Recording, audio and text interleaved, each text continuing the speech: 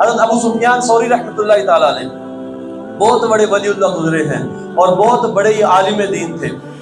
آپ کی جوانی ہی کے اندر، آپ کے بارے میں آتا ہے جوان تھے نا، بندہ بڑھاپے کے اندر جاتا ہے نا تو بڑھاپے کے اندر بندے کی نا کمر جو ہے اس کی وہ ٹیڑھ پن آ جاتا ہے اس کے اندر، جسے آپ پنجابی میں کہتے ہیں نا بندہ کبا ہو جاتا ہے. جب بڑھاپا آتا ہے تو کمر کے اندر جھکاؤ بھی آ جاتا ہے، کمزوری آ جاتی ہے.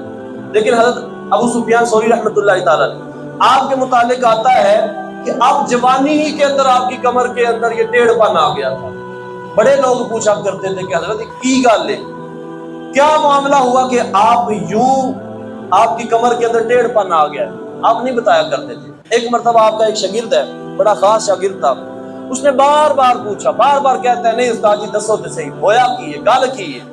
اب جب بار بار تکرار کیا نا اس نے، اب حضرت ابو سفیان ثوری رحمۃ اللہ تعالیٰ علیہ آپ نے بیان کیا. آپ کہتے ہیں کہ بات یہ ہے کہ میرے ایک استاد تھے، میں نے ان سے بڑا علم سیکھا، بڑی کتابیں پڑھی، اور جب ان کا آخری وقت آیا نا تو انہوں نے، میں بھی ان کے پاس تھا تو انہوں نے اس وقت مجھے بتایا، اور بھی لوگ تھے، انہوں نے کہا کہ میں نے 50 سال دین کی تبلیغ کی ہے. 50 سال، ہم میں سے کئیوں کی ابھی عمر 50 ہوئی نہیں ہوگی، انہوں نے 50 سال تبلیغ کی تھی. کہا کہ استاد جی نے کہا کہ میں نے 50 سال دین کی تبلیغ کی، لوگوں کو دین سکھایا، لیکن جب اب میرا آخری وقت آ رہا ہے تو مجھے اشارے یہ آ رہے ہیں کہ رب مجھے یہ فرما رہا ہے کہ تو چلا جا، تو میری بارگاہ کے لائق نہیں ہے.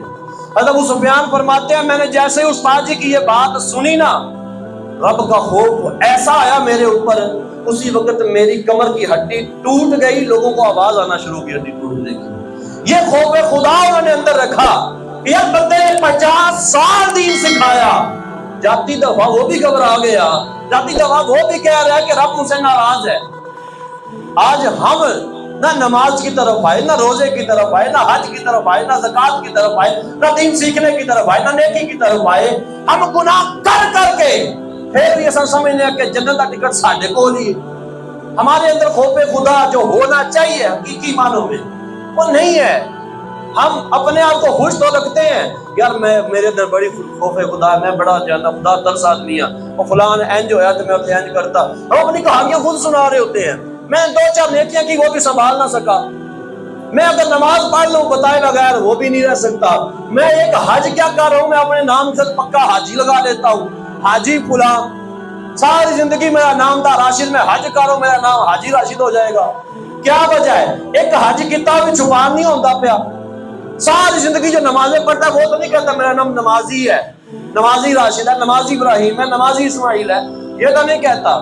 ایک حج کر کے ہم سے چھپانے نہیں ہوتا، ایک صدقہ کر کے ہم سے چھپانے نہیں ہوتا، زکوٰۃ جو فرض دے بیٹھے وہ چھپانے نہیں ہوتی. ہم لوگوں کو بتا رہے ہوتے ہیں اور ہم سمجھتے ہیں ہم جنت کا ٹکٹ لے کے بیٹھ گئے ہیں.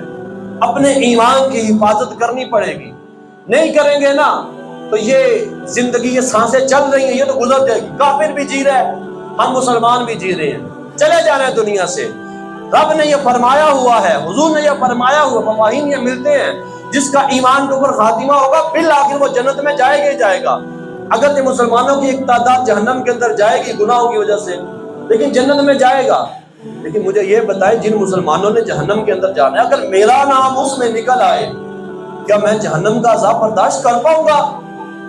1 سیکنڈ ہوتی ہے نا، 1 سیکنڈ، یہاں گرمی ہو 1 سیکنڈ کے لیے ننگے پاؤں کر کے ہم سے سڑک پر کھڑے ہونے نہیں ہوتا. اور جہنم کا عذاب اتنا سخت ہے، 1 سیکنڈ گزرتے ہوئے ٹائم کتنا لگتا ہے.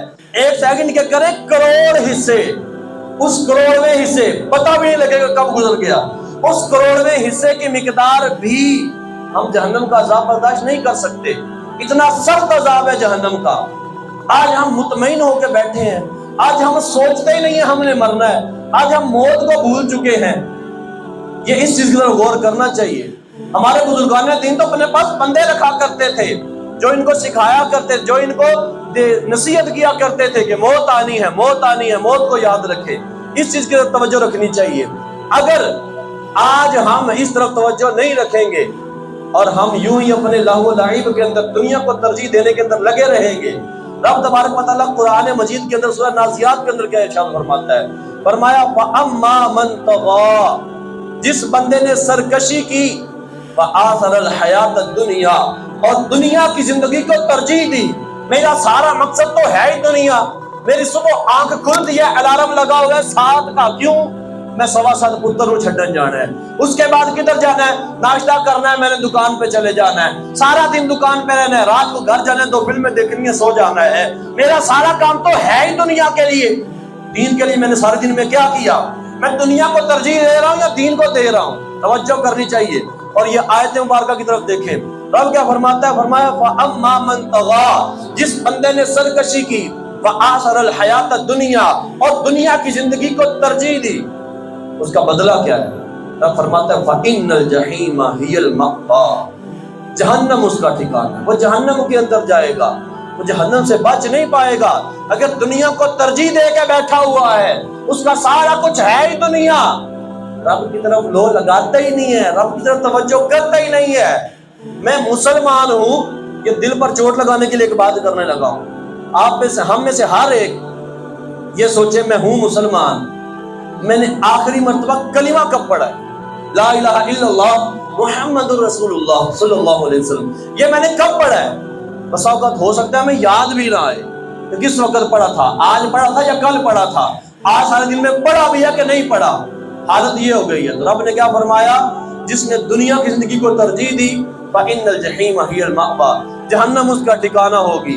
व अम्मा मन खाफ मकाम रब्बिही व नहन नफ्स अनिल हवा, फरमाया बहरहाल वो लोग जो कि अपने रब के बारगाह में खड़े होने से डरते हैं।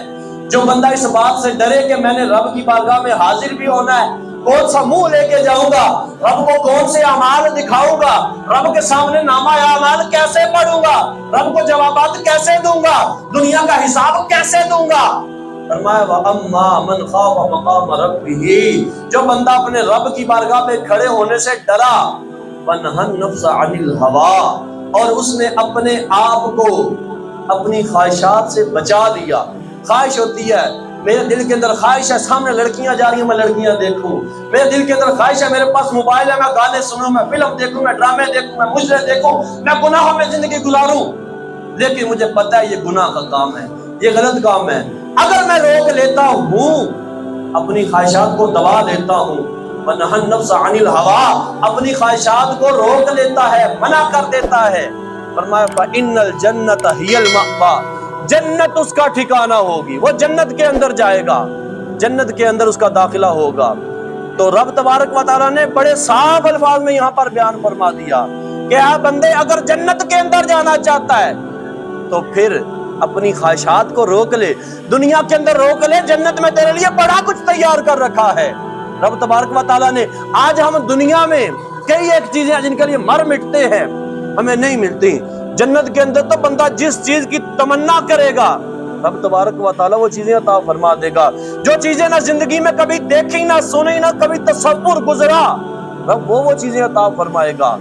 तो लेकिन उसके लिए चाहिए क्या? दुनिया की जो जिंदगी है, इसमें अपनी ख्वाहिशात को कंट्रोल करना पड़ेगा, अपने आप को शरीयत के ताबे रखना पड़ेगा। आज अगर हम अपने आप को शरीयत के ताबे रखेंगे, आज शरीयत की मानेंगे, जिंदगी का तो पता कोई नहीं कितने साल है, कितने महीने है, कितने दिन है, कितने लम्हात है, कितने सेकंड है, इधर बैठे बैठे मौत आ जाए, जिंदगी का तो पता है कोई नहीं। तो अगर बंदा ये अपने आप को रोक ले, दुनिया से तो चले जाना है, किसी की 20 साल, किसी की 50 साल, किसी की 60 साल, इंतकाल तो हो जाना है, आगे हमेशा रहने वाली जिंदगी है। अब दुनिया में अपनी ख्वाहिशात को रोकेंगे, रब आगे वो अता फरमाएगा जो कभी सोचा भी नहीं होगा। तो हमेशा अपनी आखिरत की तैयारी रखनी चाहिए और दीन को तरजीह देनी चाहिए, ना कि दुनिया को तरजीह देनी चाहिए। अल्लाह तबारक व तआला तौफीक अमल से नवाजे। आमीन बिजाहि नबील अमीन व सल्लल्लाहु तआला अलैहि वसल्लम।